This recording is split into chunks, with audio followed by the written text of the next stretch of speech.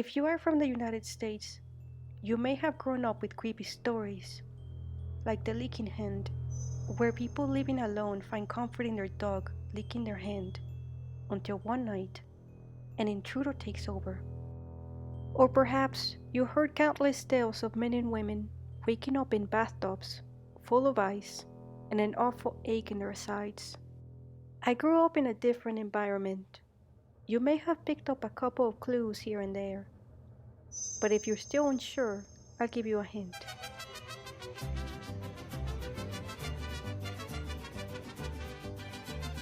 It's somewhere here in this general area, and we have an abundance of urban legends that can be quite intense, a few of which I'd like to share with you.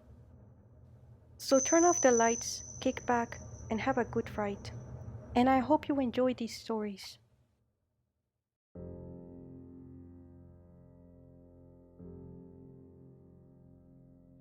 At the bottom of a hill in the city of Mazatlan, there's a strange cave with a red gate at the entrance. It is kept shut at all times because it is believed that the devil has made it its residence. The 200-year-old cave is only 7 meters deep, but it still leaves people feeling uneasy. And if you peer through the iron bars, you'd be able to see a painted red devil on one of the walls. The locals tell stories like how a long time ago, before the cave was gated, 2 young women were lured there by a handsome man. The 2 young women were never found, no matter how much everyone searched for them. Everyone in town suspected that the handsome man must have been the devil, and had spirited away the girls' souls to hell. Rumors quickly spread that the cave is either a direct portal to hell, as those that go in are never seen again, or it is a portal to another location. Because the people who do show up again do so in places much further than where they went missing, like Crestone Hill or Deer Island. This would mean that people somehow cross the ocean via an underground cave tunnel in complete darkness. This doesn't make sense, not only as a theory, but because, as I mentioned earlier, the cave is only 7 meters deep, with no other tunnels in sight. Well, regardless, the place is nowadays visited by regular tourists, and allegedly, it's quite popular with Satanists and witches. In fact, at some point, voodoo dolls, clothes, and even human bones were found half buried near the entrance. So perhaps the real reason for the gate is to keep people out. After all, the things humans are capable of are a lot more frightening than a little old innocent cave with a bad reputation.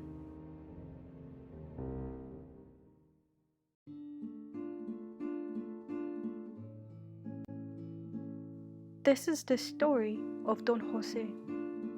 He was a hard-working farmer who, after a long tiresome day, would relax at a bar, have a few drinks, and tune into the town's most recent gossip. It was during one of these evenings that Don Jose, while enjoying his drink, heard the usual chatter be interrupted by one of his fellow farmers telling a story about a terrifying encounter with someone called El Chamuco. This is another name for the devil. This story seemed to turn on a switch as more and more people spoke up, each with their own tales of horror. Close encounters that forever changed their lives. Afterwards, they would finish it up by crossing themselves. Even the bartender had joined in at some point. But all of this was amusing to Don Jose, who at first chuckled to himself, then laughed openly, then jeered at what he believed were fairy tales. He proudly claimed that he did not believe in superstitions or in the supernatural, and yes, that included El Chamuco. He called everyone in the bar gullible right before finishing his drink and heading home. The sky was now dark and the roads empty, but that did not bother Don Jose. In fact, the cold night air helped sober him up, and the silence soothed his mind. But it was in that silence that his ears picked up a strange noise. It was the wretched cries of an infant. He inched his way towards the sound, finding it strange as there were no houses nearby. His suspicions were confirmed as the noise led him to a baby wrapped in a blanket just off the dirt road.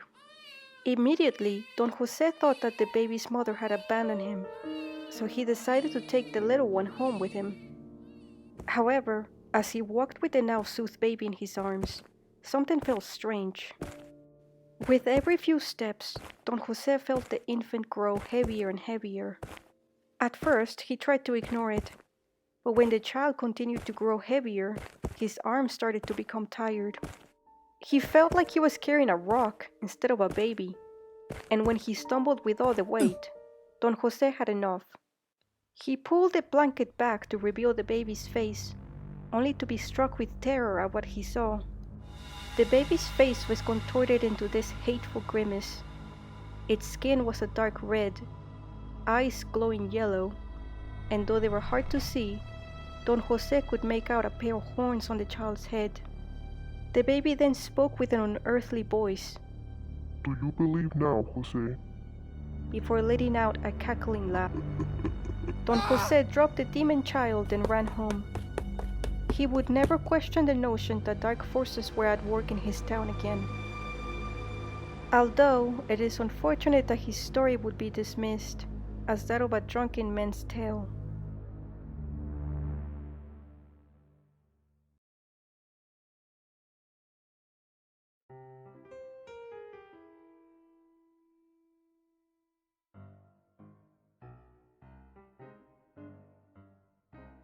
In an undisclosed city sometime in the 90s, 17-year-old Linda was getting ready to go to the nightclub with her friends.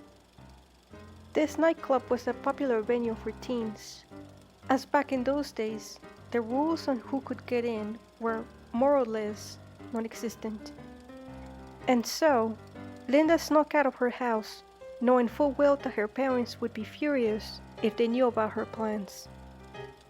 When she got to the club, she was pleased to know that she was by far the most beautiful girl in the room.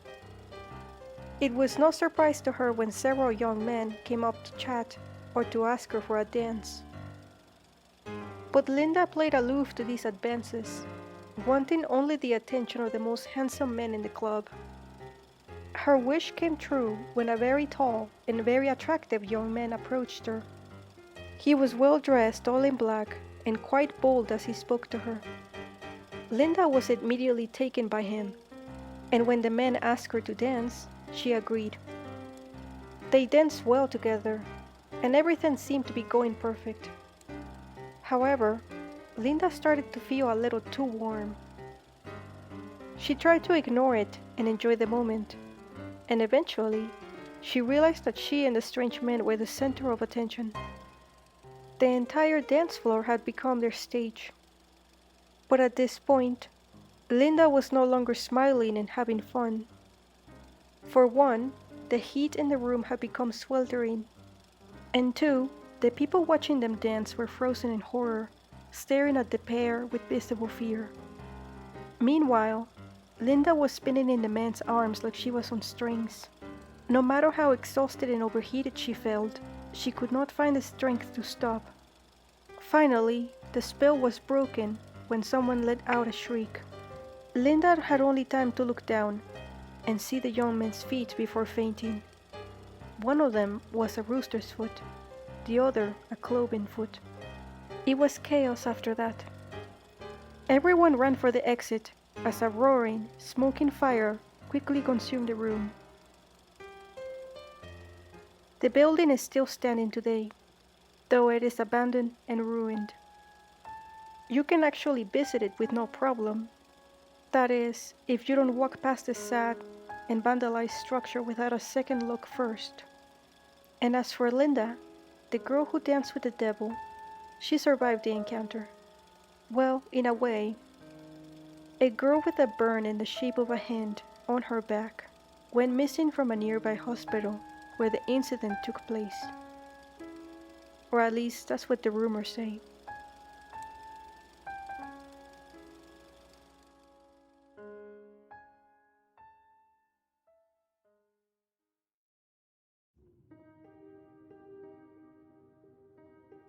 In a small rural town, there lived a youth who was known for his spoiled behavior.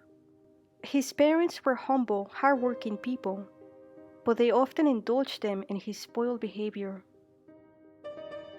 When the youth became a young man, he developed a taste for expensive clothing. It was said that he would sometimes skip meals, so he could save enough money for a nice suit and hat. After some time, the man had grown so tired of being poor and going hungry just to afford some nice clothing. It seemed like no matter how much he worked, money never seemed to last in his pockets. His troubles worsened when his parents passed away. Sick and tired of working tirelessly and still being without money, the young man was struck with an idea. If God would not make him rich, then maybe the devil would. It was then that he decided to do the unthinkable and summon said entity. It was not known how he did this, only that when the devil did show up, the young man did not even have to voice his wish out loud. Almost immediately, the devil offered him more money than he could spend in his lifetime. All of it, of course, in exchange for his soul.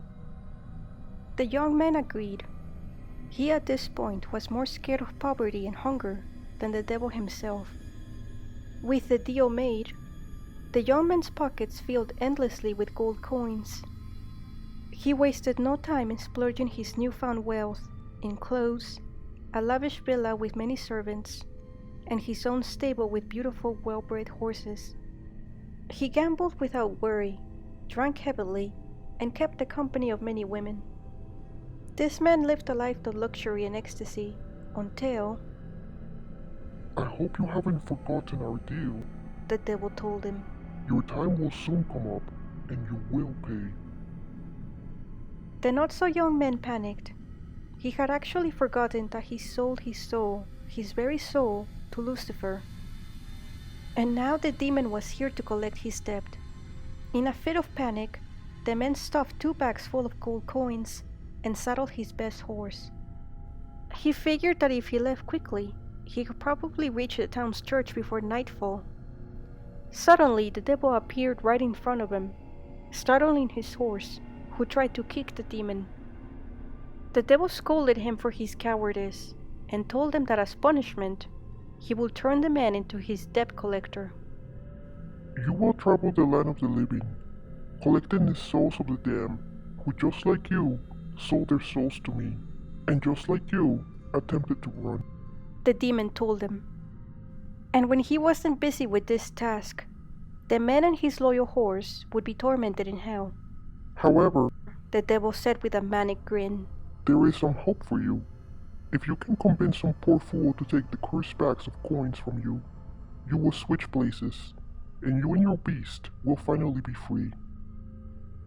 And thus, sightings of the horseman began. Both horse and rider always appear as haunted shadowy figures with blood-red eyes. If you happen to meet him, he will attempt to persuade you to take the gold coins. He will try to trick you, charm you, perhaps even intimidate you. But as long as you stand firm and refuse, you can avoid the same fate as the ill-fated horseman.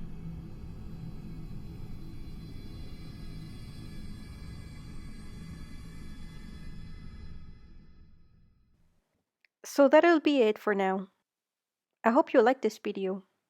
If you did, there are a ton of other Mexican urban legends that we can cover in a part 2 or something. Anyway, thank you for listening, and I wish you a pleasant evening.